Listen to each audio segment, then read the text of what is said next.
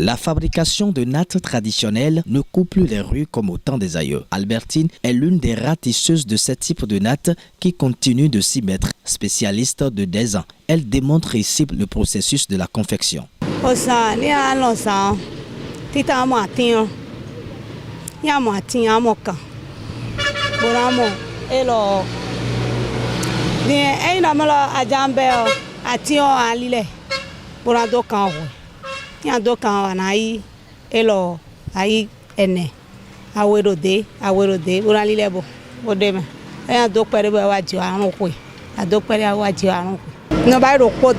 En dépit de l'influence du modernisme, certains continuent d'utiliser ces nattes. Ils affirment que l'usage de 10 ans a un effet positif sur leur vie.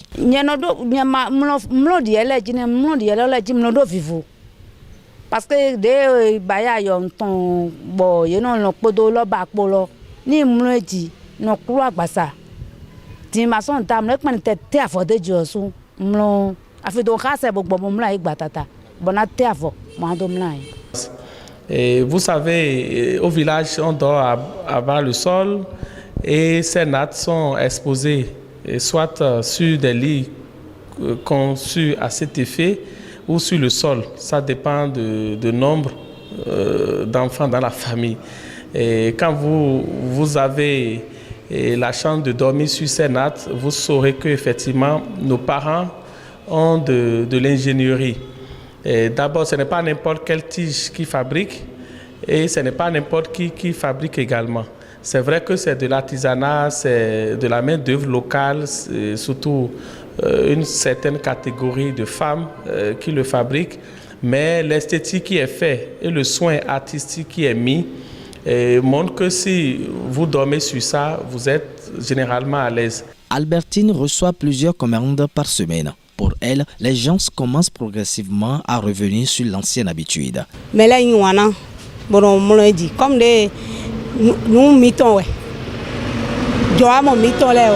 donc mais sur quoi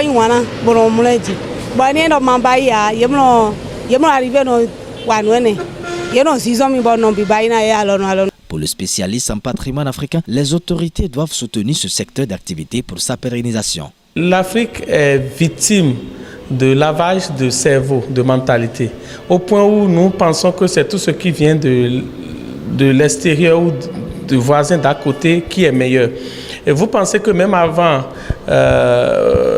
l'arrivée des matelas ou la propension marginale des gens aujourd'hui à s'acheter un matelas avec de mousse et tout ça, il y a même une catégorie de nattes fabriquées avec des plastiques et qui sont jolis, qui sont bien designés et que les gens préfèrent ça à ce que nous faisons. Alors que généralement, c'est des choses fabriquées avec de plastique et qui sait que quand on parle de plastique, on parle des déchets de pétrole et tout le reste. Et je pense que comme aujourd'hui, il y a une volonté manifeste de booster l'artisanat béninois, c'est l'occasion pour que de façon spécifique, on puisse faire un regard sur ces genres de secteurs d'activité, voir comment il faut industrialiser la chose, voir comment il faut l'améliorer et également aller voir la production de cette tige. Est-ce qu'ils en existent encore en cargaison dans nos marécages, dans nos bas-fonds pour que quand la production sera grande, on puisse avoir la matière première. L'usage du natte traditionnel n'a-t-il pas un effet secondaire sur le corps humain? Une question qui reste posée.